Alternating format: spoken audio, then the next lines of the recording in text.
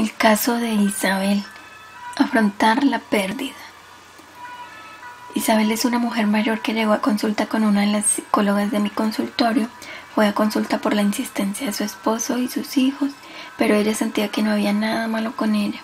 Sin embargo, su historia personal demostró estar lejos de ser una travesía tranquila. Isabel tuvo una hija la cual había sido la típica oveja negra de la familia. Esta muchacha había tenido una vida licenciosa y desorientada. Finalmente se había vuelto alcohólica. Su familia la condenó por esto y la hicieron a un lado. La hija enfermó de cáncer y volvió a la casa materna solo para pasar su último tiempo ahí. Entonces murió. Isabel sufrió mucho por la pérdida, pero su sufrimiento tenía características neuróticas. De hecho, ella dice que no recuerda nada desde el momento en el que su hija expiró su último aliento hasta después de que ya la habían enterrado. Todo ese fragmento de memoria se borró, estaba bloqueado. El Unipili no le permite a su UANE entrar ahí porque no quiere que se le haga daño. Isabel quitó todas las fotos donde aparecía su hija y las escondió.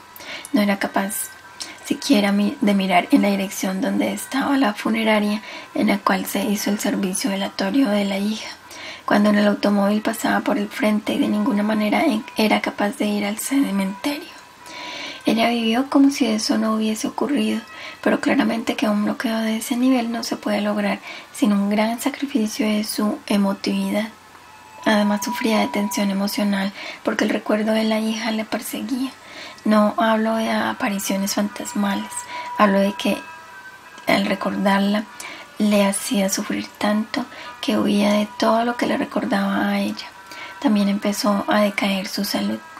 La psicóloga le dijo que ella tenía que aceptar su responsabilidad, que el conflicto dentro de ella era su sensación de culpa, que la atormentaba porque internamente sabía que ella tuvo mucho que ver con el estado en el que su hija vivió. Y claramente siente culpa porque siente que pudo haber hecho más por ella si no la hubiese apartado por causa de su alcoholismo. Entonces aceptar esto y pedir perdón es lo que necesitaba. Fíjate en una cosa importante. Mi psicóloga usó un enfoque que difícilmente hubiese sido tomado por un psicólogo promedio. En resumen le dijo en palabras bonitas: te sientes culpable y tienes razón de sentirlo porque eres culpable. Normalmente un psicólogo promedio hubiese dicho: sientes culpa pero no tienes ninguna culpa, así que entiende que ella vivió su vida como quiso, era adulta, tomó sus decisiones, fueron incorrectas, pero tú nada pudiste haber hecho al respecto. Este enfoque tradicional es perjudicial en más de un aspecto. Lo único que se está haciendo es diciéndole a Luane que no hay conflicto, que no hay razón para pedir perdón, pero la culpa está ahí. El solo decir que no la sienta cuando la siente, o el decir que no tiene por qué sentirla cuando de hecho la siente, no soluciona nada. El Unipili siente culpa. Entonces no puedes decirle al Unipili que no sienta culpa. Tienes que decirle: veo que tienes culpa, pues resolvamos la culpa. Este acepta el problema para luego resolverlo en lugar de simplemente negarlo y tratar de que nuestro raciocinio venza a nuestro corazón. Es poner solo un parche de agua tibia para el dolor. Si la persona niega la culpa, entonces empezarán a manifestarse en el sueño o en el cuerpo físico. Préstame atención. Te dije que a veces una uva, una experiencia, iba a dar a un racimo que no era. ¿Lo recuerdas? Pues bien, el asunto es que el Unipili se da cuenta de esto y se dice a sí mismo: algo anda mal aquí, entonces no cuadra con lo otro. Este elemento no termina de encajar aquí, no me convence. Entonces lo que sucede es que él mismo intenta arreglar el entuerto, reorganizar el asunto. Pero el Unipili, tal como te lo he dicho, tiene una inteligencia muy básica que se basa en asociaciones y en lo que podría llamarse pensamiento deductivo, y trata de trabajar sobre esto cuando el Uane está dormido. Es por eso que lo que nos molesta o lo que nos atormenta o lo que nos condiciona se muestra en los sueños de forma simbólica, porque los sueños son el Unipili tratando de hallarle explicación a algo que no le termina de cuadrar. No estoy seguro de haberme explicado, pero trataré de ilustrarlo con un ejemplo. En este caso concreto, el Unipili de la madre y de toda madre latinoamericana tiene una programación que incluye premisas tales como: el amor de madre es incondicional, Un hijo o una hija siempre serán los pequeñitos de mamá, aunque tengan 100 años de edad. La mamá es la responsable de la seguridad y el bienestar de los hijos, por poner algunos planteamientos o reglas. El pensamiento deductivo se basa en que lo que es cierto en general es cierto para lo particular. Entonces estas frases representan la programación general.